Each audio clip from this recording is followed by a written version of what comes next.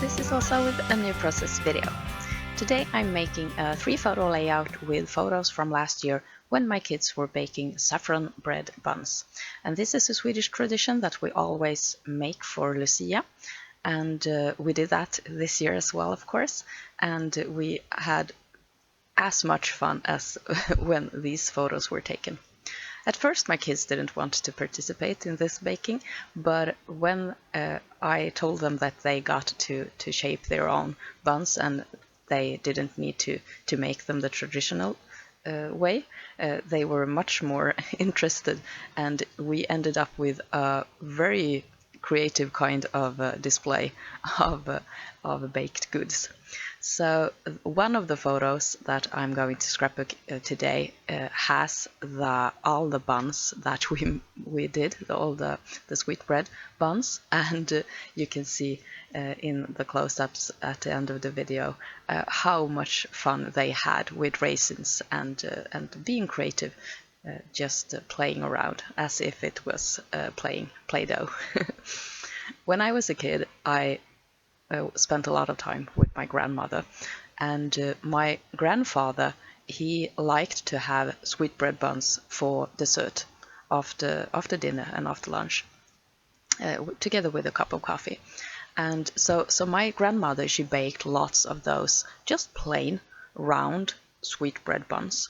And when I helped my grandmother to bake those buns, I had the opportunity or the possibility to shape them the way I wanted.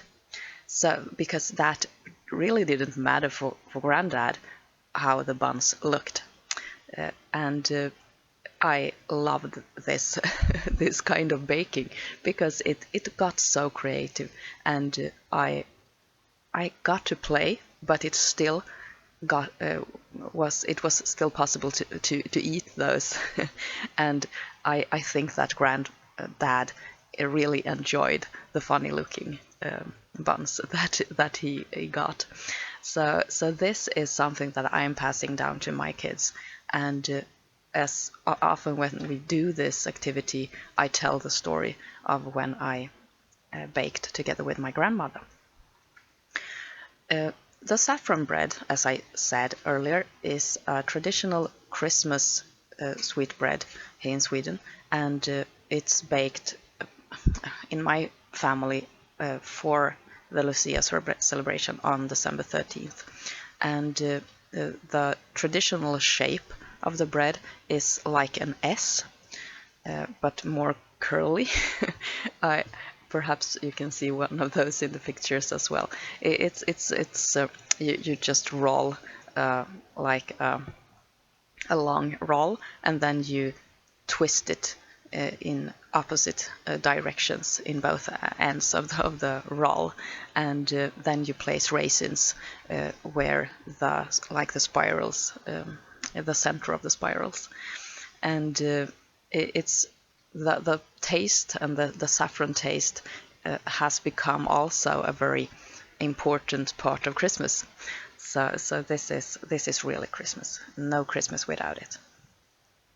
Since I have a really nice story for these photos, I want to make lots of room for journaling.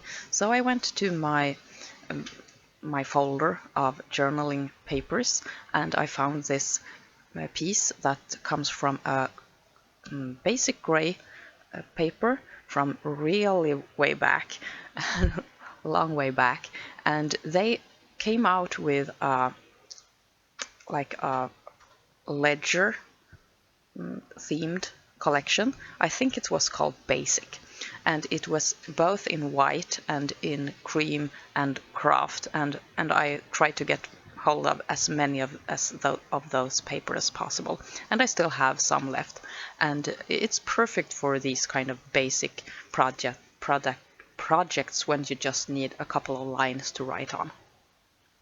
So I'm very fond of my journaling paper folder, and as you saw in my haul video previous, I need to replenish it from time to time and just get more papers into that folder because I use it a lot. So I'm just using my pen, my gel pen, 0.36 pen from Muji, and I'm writing my journaling telling how I was baking together with my grandmother when I was a kid. I had, because I'm a scrapbooker, saved the little bag of saffron. I saved the bag when I had poured out the saffron when we baked last year, and that bag was in my Christmas scrapbooking stash. So this was the perfect opportunity to use that on my layout. So that's the little golden envelope that you can see at the top of the page here. So I'm just placing that, and you can see also that I was very careful when I cut out when I cut the hole in the bag, because I've just left a little the piece that I cut off is still attached to the entire into the actual envelope, so the package almost looks like it's whole. Yeah, you need to plan. That's 1 year ahead planning. I used a wood grain paper from a 6x6 paper pad from Simple Stories for my title, and I cut it out with my Silhouette Cameo in a really nice and curly font that I love a lot, and I think that I will soon tell you what it's called. I hope I will, because it's really pretty, and some of you might want to try that out.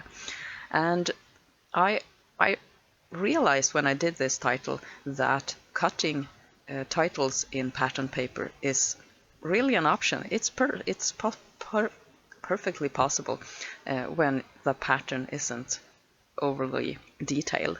So a wood grain is just amazingly beautiful for a title, and I think that this color and the texture went really well with the papers I have chosen. The papers are from the 12x12 paper pad of Yuletide from Pink Paisley, and it's going to be my favorite Christmas collection for years to come. I love it. It's so beautiful, and I really hope that I won't get tired of the actual patterns, because the colors are perfect and I love the style. And yeah, I have plenty of those decorations to go for yet a couple of years, so I won't need to buy any Christmas stuff for quite some time. To get the title to stand out a little bit more, I'm outlining it with the same pen as I wrote my title with, and I'm also outlining the box where I wrote my journaling. At the same time as I cut out the title, I also used the leftover of that page, or that 6x6 paper, to cut a couple of hearts. So I basically just filled the whole paper with hearts, and then the leftovers went in my little baggie of hearts that I have. And I think that's a really nice thing to do if you have room left on a piece of paper that you are cutting with a silhouette, just to make random symbols that you use a lot. And here is the finished project. I obviously didn't write the name of the font, but I'll see if I can find it and put it in the description box. I hope that you enjoy this process, and I hope to see you soon again. Take care. This is awesome. Bye.